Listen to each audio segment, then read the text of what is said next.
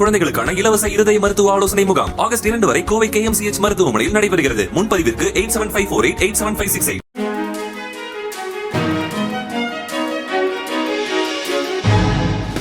தட்டை, சீடை, முறுக்கு, ரிப்பன் போகடா, அதிரசம் என்ன வேணாலும் செய்யுங்க. ஒரே ஒரு 5 லிட்டர் இதய மந்த்ரா கடல் எண்ணெய் பேக் ஒரு மாசம் முழுசுக்கும் அத்தனை சமையலும் முடிச்சு விடலாம். இதய மந்த்ரா. வணக்கம். செய்திச் சுருக்கம். ஹாஸ்பிட்டலிலிருந்து டிஸ்சார்ஜ், வீடு திரும்பினார் ஸ்டாலின். முதல்வர் ஸ்டாலின் கடந்த 21ஆம் தேதி நடைப்பயிற்சியில் ஈடுபட்ட போது திடீரென தலை சுற்றல் ஏற்பட்டது. இதன் காரணமாக சென்னை கிரீன் சாலையில் உள்ள அப்பல்லோ ஹாஸ்பிட்டலில் அவர் அட்மிட் செய்யப்பட்டார். அங்கு அவருக்கு பல்வேறு பரிசோதனைகள் செய்யப்பட்டன. இதய துடிப்பில் சில வேறுபாடுகள் இருப்பது கண்டறியப்பட்டதால் ஆஞ்சியோகிராம் பரிசோதனை செய்யப்பட்டதாக ஹாஸ்பிட்டல் நிர்வாகம் தெரிவித்தது. இந்நிலையில் ஸ்டாலினின் உடல்நிலையில் முன்னேற்றம் ஏற்பட்டதால் இன்று அவர் டிஸ்சார்ஜ் செய்யப்படுவதாக ஹாஸ்பிட்டல் நிர்வாகம் அறிவித்தது. 3 நாட்கள் ஓய்வுக்கு பின் வழக்கமான பணிகளில் ஈடுபடலாம் எனவும் அறிவுறுத்தியிருக்கிறது. இதைத் தொடர்ந்து ஒரு வாரத்திற்கு பிறகு முதல்வர் ஸ்டாலின் இன்று வீடு திரும்பினார். ஹாஸ்பிட்டல் வாசலிலும் சாலையின் இருபுறமும் குவிந்த திமுக தொண்டர்கள் ஸ்டாலினை உற்சாகத்துடன் வரவேற்றனர்.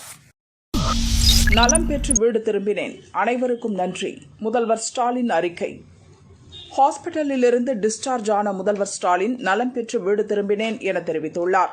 மருத்துவமனையில் அனுமதிக்கப்பட்டிருந்த போது அக்கறையுடன் விசாரித்து நலம் பெற வாழ்த்திய அனைத்து அரசியல் இயக்க தலைவர்கள், மக்கள் பிரதிநிதிகள், நீதி அரசர்கள், அரசு அதிகாரிகள், திரைக்கலைஞர்கள், திமுக உடன்பிறப்புகள் உள்ளிட்ட தமிழக மக்கள் அனைவருக்கும் எனது நெஞ்சார்ந்த நன்றி. மருத்துவமனையில் சிறப்பான சிகிச்சை அளித்து நான் விரைந்து நலம் பெற உறுதுணையாய் இருந்த டாக்டர்கள் மற்றும் நர்சுகள் உள்ளிட்ட அனைவருக்கும் மீண்டும் அன்பும் நன்றியும் என்றும் ஸ்டாலின் கூறியுள்ளார். சோழ மன்னர்களுக்கு தமிழகத்தில் சிலைகள், பிரதமர் மோடி அறிவிப்பு. அரியலூர் மாவட்டம் கங்கைகொண்ட சோழபுரத்தில் உள்ள சோழீஸ்வரர் கோவிலில் ராஜேந்திர சோழனின் பிறந்தநாள் உள்ளிட்ட முப்பெரும் விழா நடந்தது. பிரதமர் மோடி கோவில் வளாகத்தில் ஏற்பாடு செய்யப்பட்டிருந்த புகைப்பட கண்காட்சியை துவங்கி வைத்து பார்வையிட்டார். ராஜேந்திர சோழனின் பெருமைகளை நினைவு கூறும் வகையில் சிறப்பு நாணயத்தை வெளியிட்டு பேசினார். அப்போது அவர் கூறியதாவது: ராஜராஜ சோழனும் ராஜேந்திர சோழனும் பாரதத்தின் அடையாளங்கள். தென்கிழக்கு ஆசியா வரை சோழ பேரரசு நீண்டிருந்தது. அது பாரதத்தின் பொற்காலங்களில் ஒன்று. ஜனநாயகத்தின் முன்னோடிகள் பிரிட்டிஷார் இல்லை, சோழர்கள். நீர் மேலாண்மையிலும் முன்னோடியாக திகழ்ந்தவர்கள் சோழர்கள்தான் என்று மோடி கூறினார். ராஜராஜ சோழனுக்கும் ராஜேந்திர சோழனுக்கும் தமிழகத்தில் சிலைகள் அமைக்கப்படும் என மோடி கூறினார். हमारी विरासत और शैव दर्शन की छाप अब केवल भारत तक या इस धरती तक ही नहीं, जब भारत चंद्रमा के साउथ पोल पर लैंड करने वाला पहला देश बना, तो हमने चंद्रमा के उस पॉइंट को भी शिव शक्ति नाम दिया.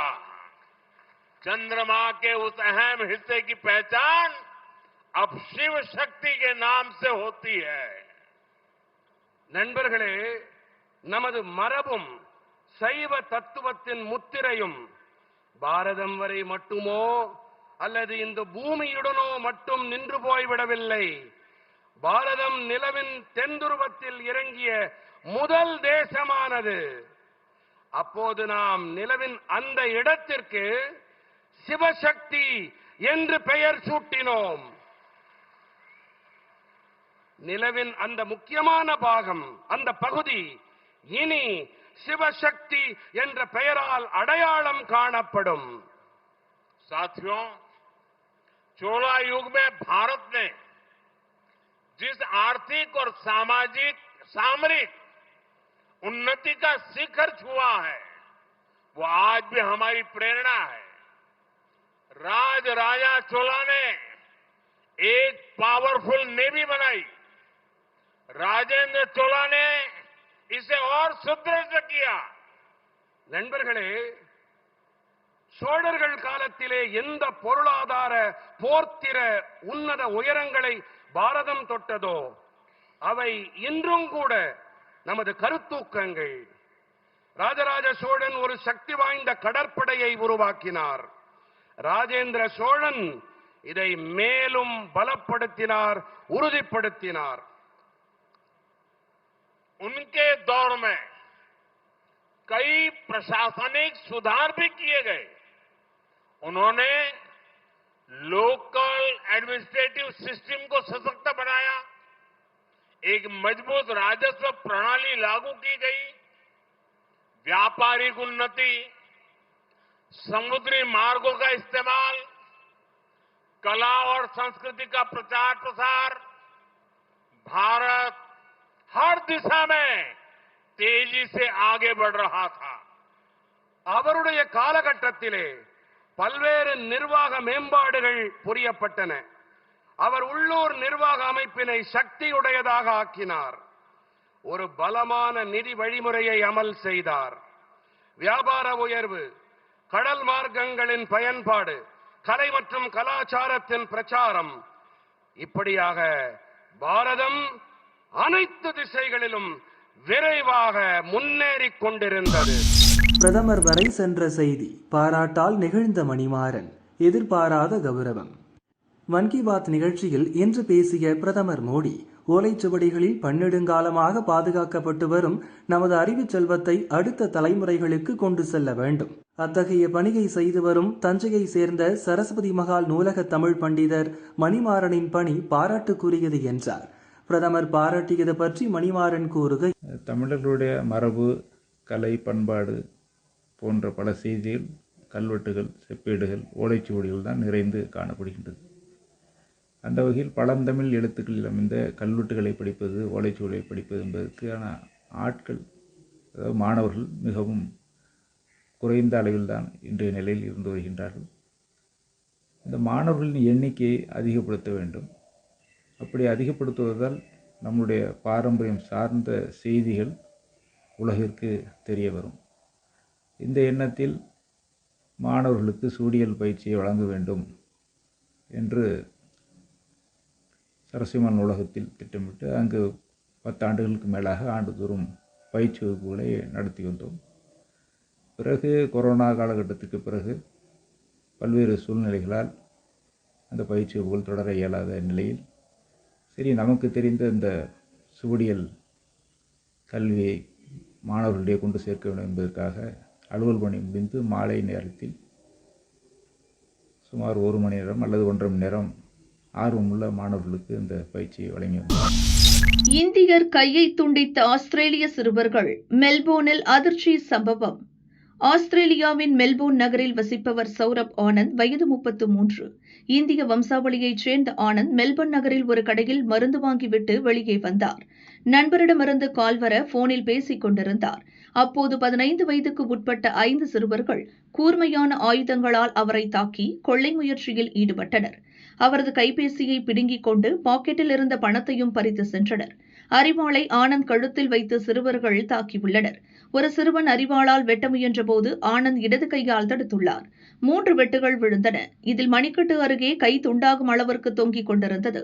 ரத்த வெள்ளத்தில் சரிந்த ஆனந்தின் பரிதாப நிலையை பார்த்து அருகிலிருந்தவர்கள் மருத்துவமனையில் சேர்த்தனர். முதலில் கையை எடுக்க வேண்டும் என டாக்டர்கள் கூறிவிட்டனர். பிறகு அறுவை சிகிச்சை செய்து கையை ஒட்ட வைத்தனர். சிறுவர்களின் கொடூர தாக்குதலில் ஆனந்திற்கு முதுகு, தோள்பட்டையிலும் காயங்கள் ஏற்பட்டன.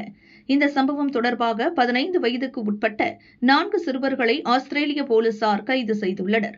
மற்றொரு சிறுவனை தேடி வருகின்றனர். கடந்த வாரம் அடிலைட் நகரில் 23 வயதான இந்திய மாணவர் சரண் பிரீத் சிங் மீது 5 இளைஞர்கள் இனவெறி தாக்குதல் நடத்தினர். இப்போது சௌரப் ஆனந்த் மீது தாக்குதல் நடந்திருக்கிறது.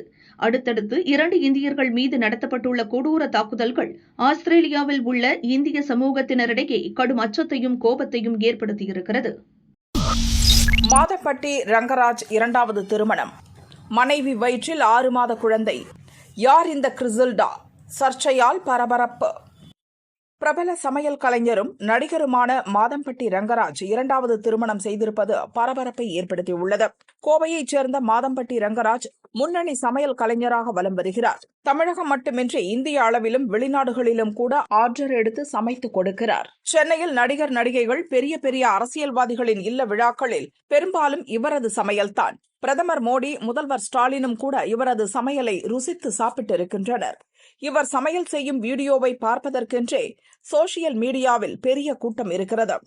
நடிப்பிலும் ஆர்வம் கொண்ட மாதம்பட்டி ரங்கராஜ் மெகந்தி சர்க்கஸ் என்ற படத்தில் கதாநாயகனாக நடித்தார். இந்த படம் ஓரளவு வரவேற்பை பெற்றதை தொடர்ந்து கேசினோ, மிஸ் மெக்கி, பென்குயின் உள்ளிட்ட படங்களிலும் முக்கிய வேடங்களில் நடித்தார். இவர் நடுவராக செயல்படும் cook with Comali TV show மிகவும் பிரபலமாக இருக்கிறது.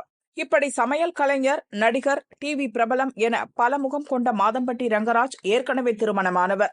ஸ்ருதி என்ற மனைவியும் 2 மகன்களும் உள்ளனர். இந்த நிலையில்தான் ரங்கராஜும் ஜாய் கிறிசில்டா என்ற பிரபல ஆடை வடிவமைப்பாளரும் திருமணம் செய்து கொண்டது பரபரப்பை ஏற்படுத்தியுள்ளது. இந்த திருமணத்தை ஜாய் கிறிசில்டா உறுதி செய்துள்ளார். அது மட்டுமல்ல, அவர் இப்போது 6 மாத கர்ப்பிணியாகவும் இருக்கிறார். 2 பேரும் கோயிலில் திருமணம் செய்து கொண்ட போட்டோவை ஜாய் வெளியிட்டு பரபரப்பை பற்ற வைத்தார். இன்னொரு போட்டோவில் பேபி லோடிங் 2025 என்ற தான் கர்ப்பமாக இருக்கும் விஷயத்தையும் அறிவித்தார். கர்ப்பமாக இருக்கிறேன், 6 மாத கர்ப்பம் என்றும் அந்த சோசியல் மீடியா பதிவில் அவர் கூறியுள்ளார். சமீபத்தில் தான் மாதம்பட்டி ரங்கராஜ், ஜாய் கிறிசில்டா திருமணம் நடந்திருக்கிறது. நெருக்கமான வட்டத்தில் இருப்பவர்களை மட்டும் அழைத்து சிம்பிளாக திருமணத்தை நடத்தியிருக்கின்றனர். ஜாய் கிறிசில்டா முதலில் உதவி இயக்குநராக இருந்தார். பின்னர் ஆடை வடிவமைப்பாளராக மாறினார். ஜில்லா படத்துக்கு ஆடை வடிவமைப்பாளராக செயல்பட்டதன் மூலம் பிரபலமடைந்தார். அடுத்தடுத்து பட வாய்ப்புகள் குவிந்தன. இது அல்லாமல் தனியாகவும் நிறுவனம் நடத்தி வருகிறார். ஜாய் ஏற்கனவே திருமணமானவர். இயக்குநர் ஒருவரை திருமணம் செய்திருந்தார். பின்னர் அவரை விவாகரத்து செய்துவிட்டார். இந்த நிலையில்தான் மாதம்பட்டி ரங்கராஜை காதலித்து திருமணம் செய்திருக்கிறார். மாதம்பட்டி ரங்கராஜ், ஜாய் கிறிசில்டா ஜோடிக்கு பலரும் வாழ்த்து தெரிவித்து வரும் நிலையில் விமர்சனங்களும் எழுந்திருக்கின்றன. அதாவது, முதல் மனைவி ஸ்ருதியை விவாகரத்து செய்யாமலேயே மாதம்பட்டி ரங்கராஜ் 2வது திருமணம் செய்துவிட்டார் என்று பலரும் சாடி வருகின்றனர். அதே நேரம் தனது 2வது திருமணம் பற்றி மாதம்பட்டி ரங்கராஜ் எதுவும் சொல்லவில்லை. ஸ்ருதியும் மௌனமாகவே இருக்கிறார். இவர்களிடையே விவாகரத்து நடந்ததா இல்லையா என்பது பற்றி எந்த அதிகாரப்பூர்வ தகவலும் இப்போது வரை வெளியே வரவில்லை.